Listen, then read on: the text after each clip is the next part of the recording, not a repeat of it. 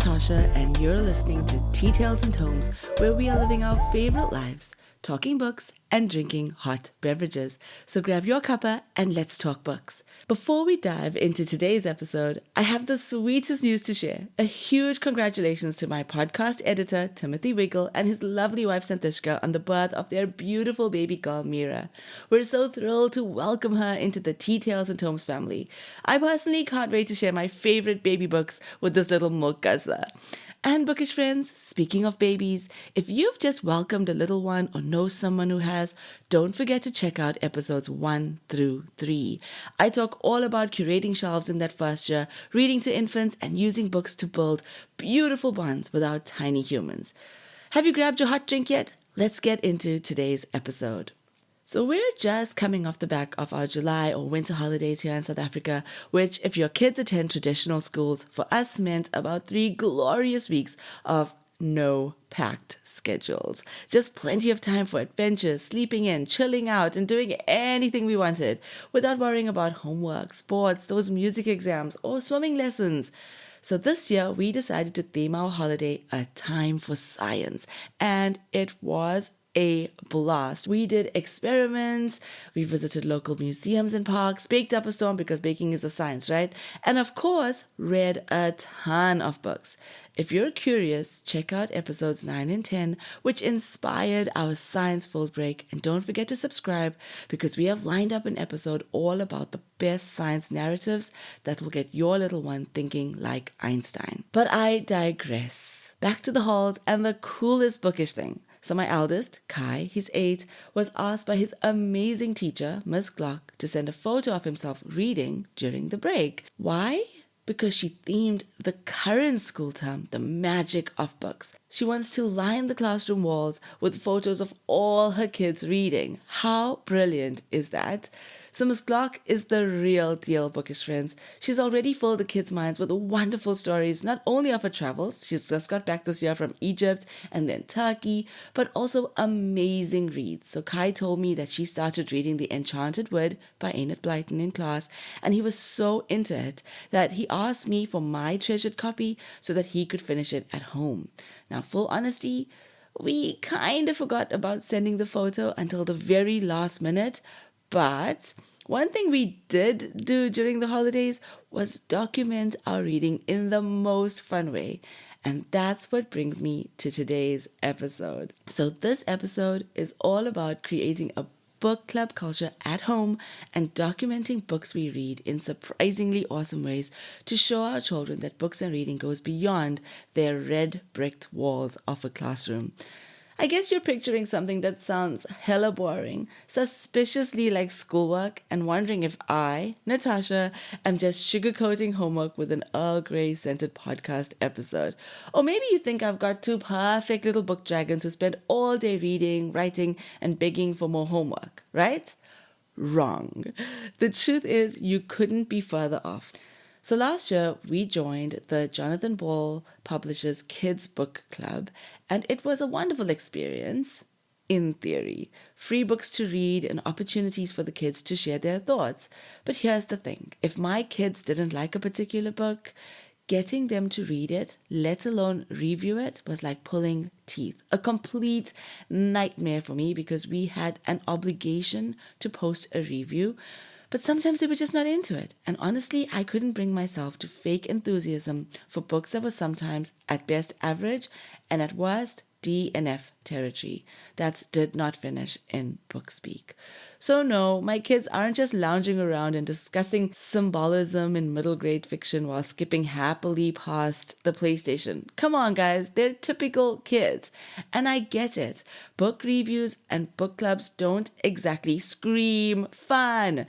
Even as an adult who lives for books, I hate school-style book reviews. You know the ones. What's the theme of the story? Summarize the plot. Tell me what this meant. What was the author trying to say? Ugh, those questions always make me want to throw the book across the room, not talk about it or my experience reading it. They feel like an interrogation, and that is not what reading should ever feel like.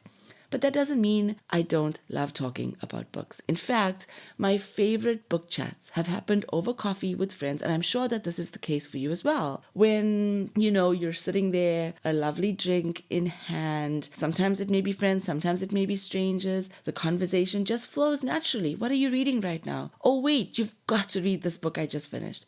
It's informal, it's energizing, and it's real. And that is what I want to unpack in this episode. How can we make book clubs and book reviews feel less like homework and more like connection? More play, less pressure. More spark, less structure. Because when it's done right, the magic of book talk is undeniable for kids and grown-ups alike. After this episode, you're going to be so inspired to create a book club culture at home, one that works for your family, suits your child's personality, and makes reading even more magical. If you have reluctant readers, this might even turn the tide on that too. So first, let's get into why should we even bother with doing this? If your kids are reading, that's fine, they're reading, right? Let's just leave it at that. Why poke the bear? Because if I've said it once, I've said it 100 times. Reading isn't just about decoding words on a page. It's about connection, imagination, and conversation. When we create space to talk about books, whether with toddlers, with tweens, or teens, we give our children tools to process big emotions, see different perspectives, and build their own ideas. Okay, so I hear you, Natasha. They do this at school, right? Why should we bother doing it at home? A book club culture at home doesn't mean formal meetings or assigned reading. It's about creating regular opportunities to read together or alongside each other, and then chat about it over tea, on a car ride, while baking cookies. It shows your kids that books aren't just for school, they're for life. I'm going to say that again. When we create a book club culture at home, it shows our children that books are meant to be cherished, that books aren't just for school, they're for life. It's about those moments when you pop into a cafe and see scones and your kids immediately think about the famous 5 mystery that they just read, which centered baking scones by the main characters, buying the scones and enjoying the treat while talking about the story or mysteries in real life or not talking at all. It's about when our kids have difficulty making friends and then reminding them about Hyacinth from the Vanderbeekers by Karina Yan Glazer, also learning to find strength in her introversion and seeing it as a superpower. It's about comforting a friend who has lost his dad, remembering that we are all connected to everyone we love by invisible strings, even if we can't physically see that person anymore, just like in Patrice Cost's amazing book, The Invisible String. In all those moments, bookish friends, you are crossing the barrier from being a parent and entering your child's world, dwelling in that world for a little while and getting a wonderful glimpse into their hearts and minds. So that's why this is important. That's why that book club culture at home is so much more than just, did you read that book? So here's the Cliff Notes version without all my bookish references and my emotive reasoning. That book club culture is going to strengthen bonds because shared stories equals shared memories. Reading together or just chatting about books releases oxytocin, the same hormone linked to trust and attachment. That means reading together and talking about books can literally make you feel closer as a family. It's also going to boost your child's comprehension because talking about books helps kids understand and retain what they've read. Studies have shown that when children talk about the books that they've read, it strengthens both language development and emotional regulation. The conversations we have about characters, problems, and endings help build neural connections and vocabulary, even more so when books are discussed naturally rather than in structured test-like formats. It also is going to help to grow empathy because they are walking in someone else's shoes while they read the story, and then when they chat to us, we're helping them to relate this to real life situations, real life people. How amazing is that? And lastly, a home book club culture will help with encouraging critical thinking, because even the youngest kids can have big ideas when we ask the right questions. We're going to take a little break, and when we come back, I am going to talk about how exactly do we build this book club culture at home without it seeming like school, without it seeming forced, and without it being one more thing for us to do as parents when we already have a million things on our to-do list.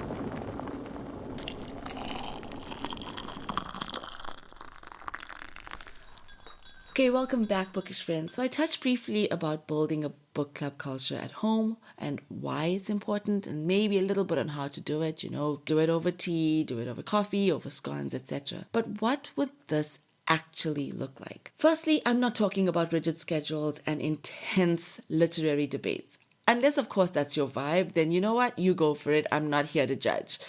What I mean for me is creating a space, a rhythm, and a mindset where books aren't just read, but shared, felt, and talked about. Your aim here, strike that, our aim here is to make reading communal, almost. So all humans want connection, and this is especially so for children of all ages, even those grumpy hormonal teens. When we create a cozy book club culture, it is such a powerful way to bring people together, especially if it is a bucket filling exercise and not one that is bucket emptying. So first up, let's just talk about the quickest and easiest way you can do it.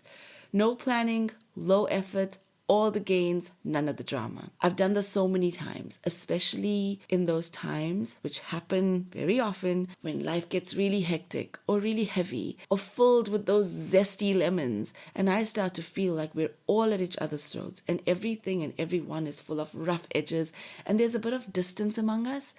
What I do then is, firstly, center myself, take a few deep breaths, and then I'll rummage in the cupboard and get a bunch of biscuits, and make some hot chocolates or some tea or some coffee, grab a book or a bunch of books, lay out a blanket on the lounge carpet with all these goodies, and just start reading aloud. I kid you not, as simple as that. Just a bit of a rummage, a bit of a hot beverage, and I'm on the carpet. Before I know it, the kids are next to me. First one, then the other, eating and drinking and listening to me read the books.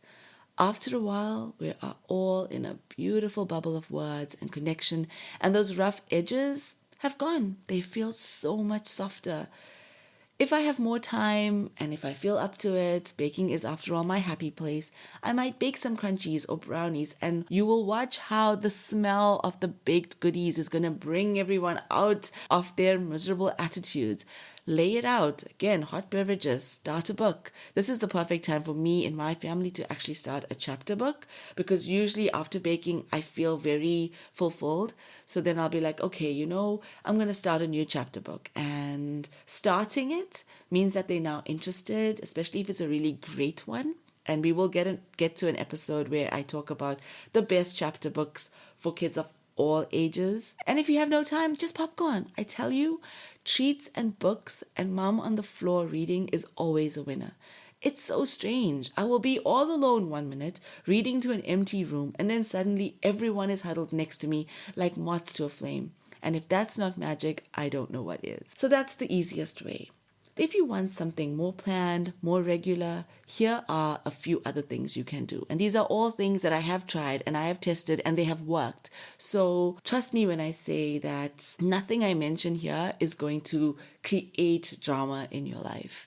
And if you do try something and it doesn't work, give it a miss and move on to one of my other recommendations. And you're going to see how easy it is to create this book club culture, to start documenting your books. It's been really an amazing experience for me, going from somebody who felt like this is not something that I can do to now being able to do it so easily, so organically that it doesn't feel strange anymore. Oh, right. Which brings me to another point, which I remembered that I needed to mention, is that it will feel strange if you've never done this. Just like if you are somebody who has never read a book out loud, it feels strange the first 10 times you do it. It feels like you are performing. It feels like you are putting on a show. It feels like you are doing something that's not who you are. are, and you're going to feel like an imposter. But give it some time, and it's going to feel like the most natural thing, and your kids are just going to love it. They will love it.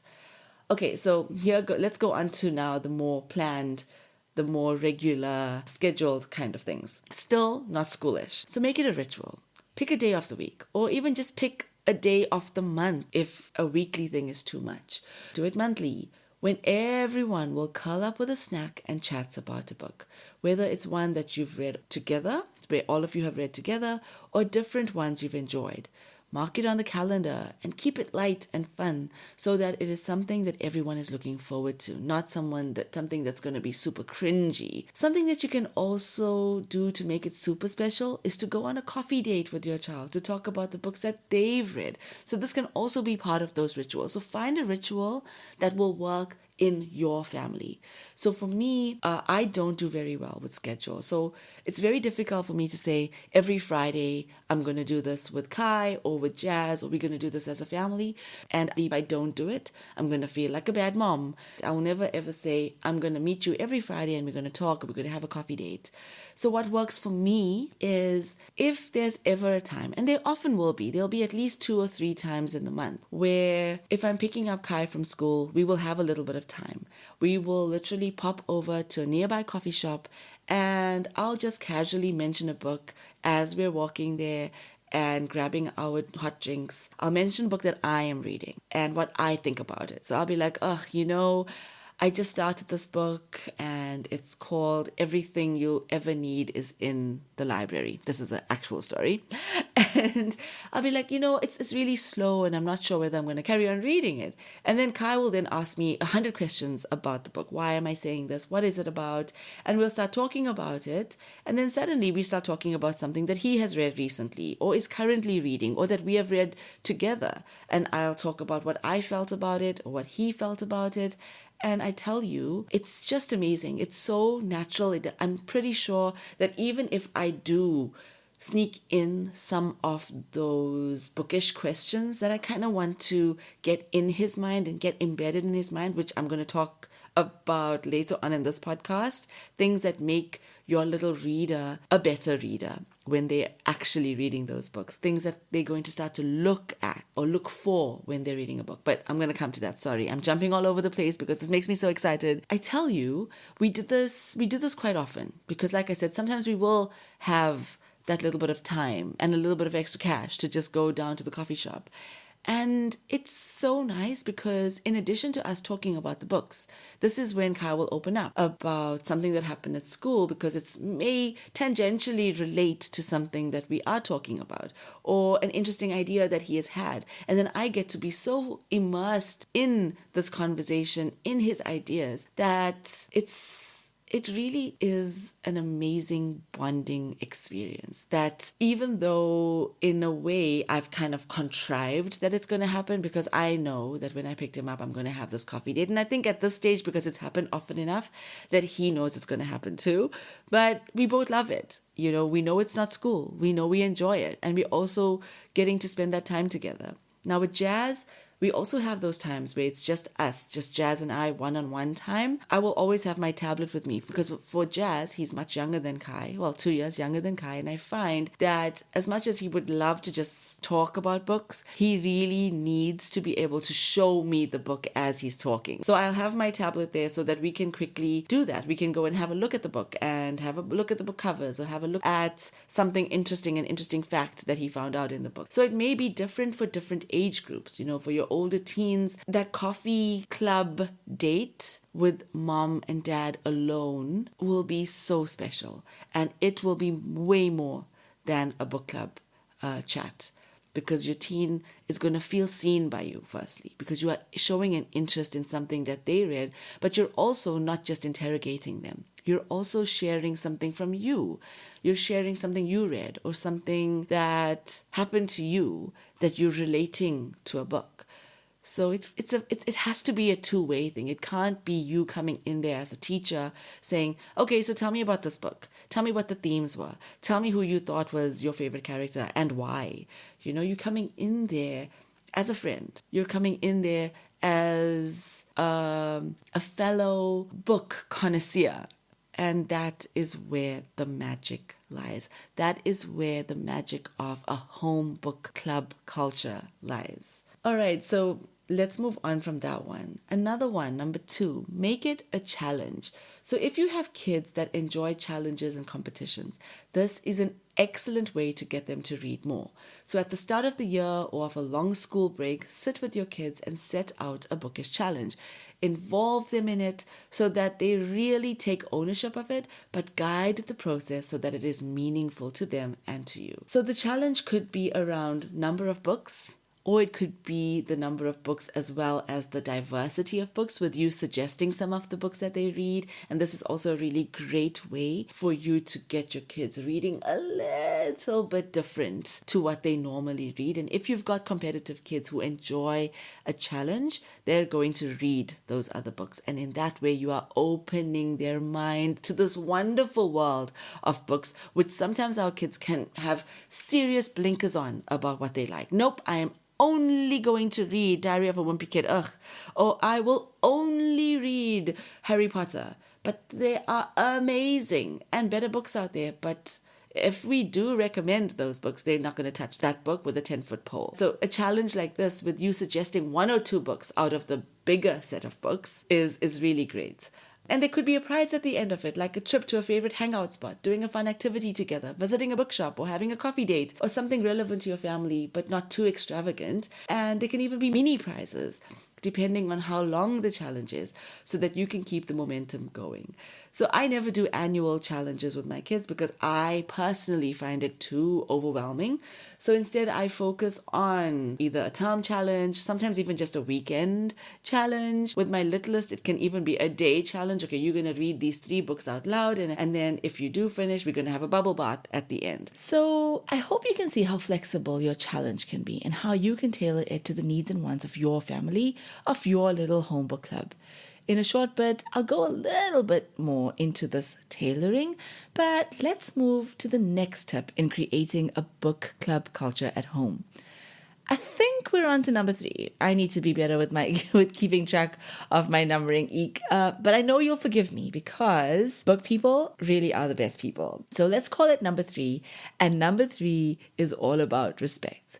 Make space for every single opinion. Whether your 6-year-old says that a book was boring or your tween thinks that the villain was actually the hero, just lean into it with curiosity and a genuine willingness to understand and engage. Just celebrate that they actually have a perspective and that they're sharing this with you. You know, we're going to find that our minds are blown by their insights and their wisdom, and they have been dwelling in these literary worlds. So when they're talking to us about it, you know, we get a little bit of a sneak peek into this, as well as into the hearts of the characters that become almost tangible to them, as well as into their hearts. And this is true whether your kid is reading a picture book like The Pandas Who Promised by Rachel Bright, or the epic Lord of the Rings trilogy. They'll have opinions, just go along for the ride. So lastly, when creating a book club culture at home, documenting some of that journey is going to elevate the entire experience if done correctly. Wait, I know you're like, documenting sounds like book reviews, but just hear me out. How can we do this in a way that doesn't make it feel like we are giving them more homework? Like I mentioned right at the beginning of this episode, this is what I did over these July holidays, and it was really a wonderful experience. But let's just talk about how can we do this in the simplest way. Simply take pictures or selfies when you go on those one-on-one dates or have those little lounge carpet picnics. And if you can, print those pictures and place them around your bookshelves or around your home so that those times are always remembered as special and that your kids will want to do more of them. That's the simplest way to document it. Another thing that you can do if you are doing the reading challenges is to document those in a really fun and simple way. And there really are so many amazing ways to do this. Like, for example, Draw a snaking path or a road divided into segments with a start and an end, almost like a bookish board game. And each segment has a prompt for a book to read. So as the books are read, the segment is colored in until you reach the destination, which could be whatever the reward for finishing the challenge is. So if a snaking path seems too onerous, a very simple book list with prompts, with boxes to check off. For some reason, us humans, we love checking things off a list. It's one of our weird traits. So yeah, just a simple list with boxes to check off as your kid finishes your challenge. Those book prompts that I've mentioned now can be tailored to your kids' ages or what you want them to read, but they just have to be fun. I think as you're preparing these kinds of things, you just have to keep in the back of your mind, is this fun or am I now going into homeschooling territory? Just keep it super simple. Every time you feel a little bit of overwhelm, just remember you're overthinking it. So I'm going to give you a few examples of prompts, but if you want more, just drop me a note or just go onto Google. There'll be tons there.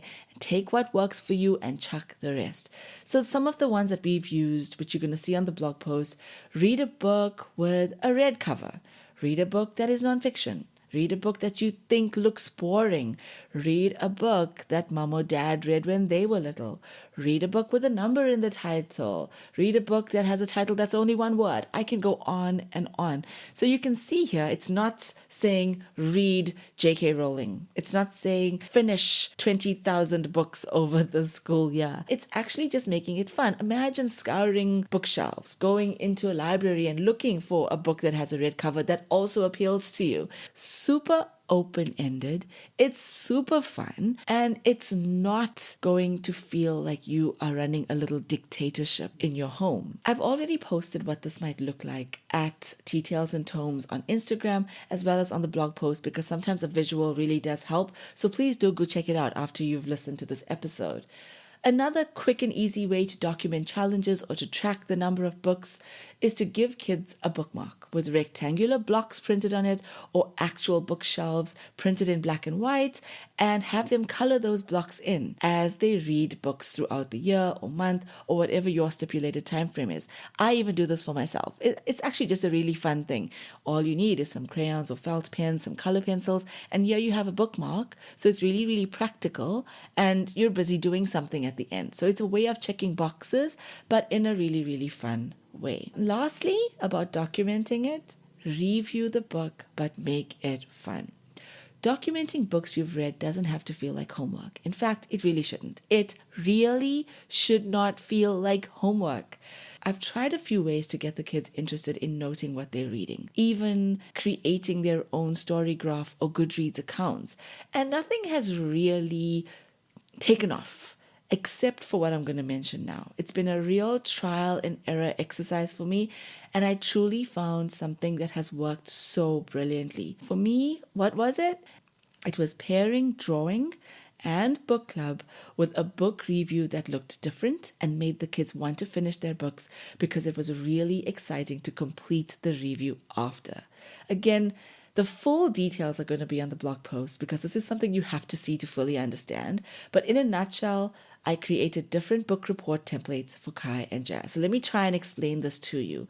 The first thing, before I explain how it works, was that even though they may have read dozens of books, they were only reviewing 8 of those. They chose the number 8. It could have been 5, it could have been 2, heck, it could have been 1, or it could have been 20, but they chose 8. And it was very important that I got them to choose the number of books because it really got them to take ownership. So it was different for Kai and Jazz, and I wanted to see what would work for these different age groups. So for Kai, he's 8.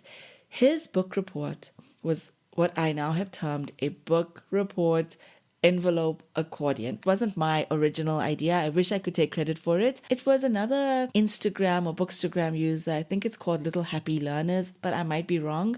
And I will certainly give credit in the blog post as well as in the show notes to this episode. So it's called a book reports envelope accordion. Say what? Essentially, I took a bunch of envelopes and stuck them together at the flaps and folded them so that it looked like an accordion. So each envelope represented one book, and I stuck together 8 envelopes. So like I said, even though he read dozens of books, I only wanted him to review 8.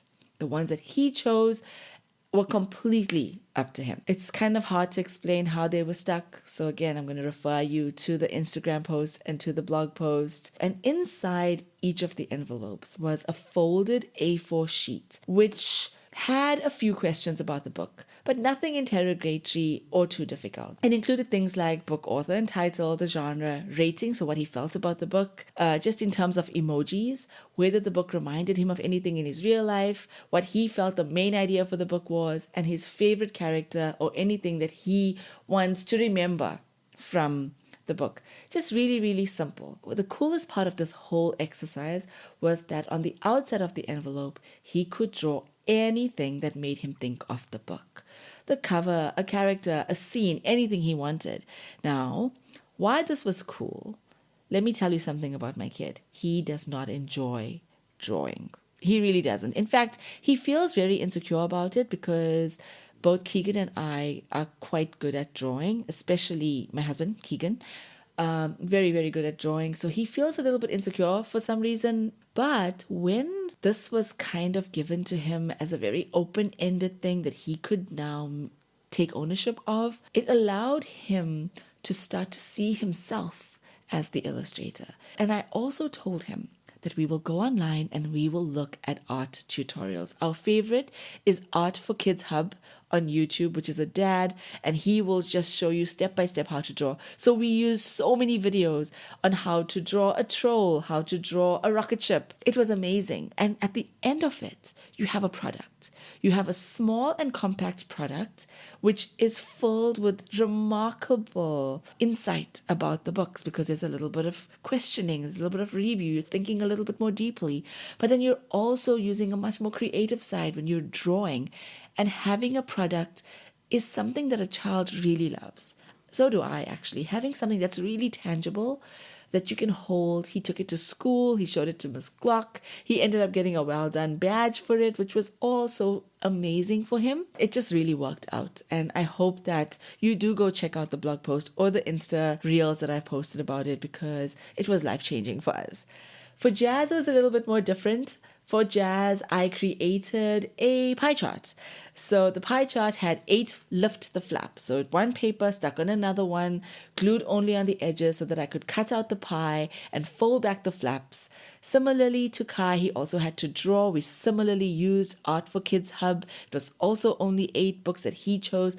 But with Jazz, I made it a lot more flexible. It was his first time ever really reviewing and documenting books. So I wanted him to start to get the full variety of questions that could be asked. How can you rate a book? Can you remember the author's name? And because he isn't yet proficient with writing, I did the writing. It took away that stress. So he had no stress. Jazz loves drawing and following the step-by-step instructions, seeing how he drew the most amazing spider for his review of Charlotte's Web, simply just following step-by-step instructions that we found on YouTube. It was fabulous. Absolutely fabulous. And inside, I did ask questions like, what can you remember about this book? Was there any scenes that made you feel really sad? And I changed it up for different books. So if it was nonfiction, I would ask him, what was your favorite animal? Or what don't you ever want to forget from this story? If I was talking about Charlotte's Web, and I know how he reacted to Charlotte's Web when we finished reading it, he was just bawling his eyes out, because it's one of those stories. If you've read Charlotte's Web, you know exactly what I'm talking about. You know, I asked him, how did this book make you feel? Did any part make you sad? Did any part fill you with hope? Who was the most courageous? Did anybody feel brave? And in those questions, I started to realize that, wait a second, he didn't know what courageous meant. So I got to also build his vocabulary through this. And I can guarantee you that when Kai and Jazz go into another story, when they go into books, these are the things they're thinking about. They're thinking about, if I was going to write a review, which will be the part that I want to remember? They're starting to think more deeply about books, simply because we undertook this book review, book documenting, book reporting during the holidays. So in a nutshell, why this works. You're building emotional literacy. You're building critical thinking skills, communication skills. More than that, you're giving your child the message that their voice matters, that their opinions about stories and characters and endings are worth hearing, worth documenting, worth me taking time to sit with them to find a picture that they can draw. The books are more than school. They're taking away the message that books are life. So, bookish friends, I hope that I've given you a few things that seem very doable to creating a book club culture at home. I've seen it work. I've seen how amazing it can be when we take a simple story and extend it in all of these various ways. I've seen firsthand how my child went from being really insecure about drawing to thinking of himself as an amazing illustrator. Whether you are reading aloud together, trading books among your friend circle, or even recording little bookish chats on your phone for fun. Know this. Know that you're building something beautiful. You're building a home where books aren't just read. Books are lived in. That's me for now, bookish friends. I hope to catch you again for more bookish wonder.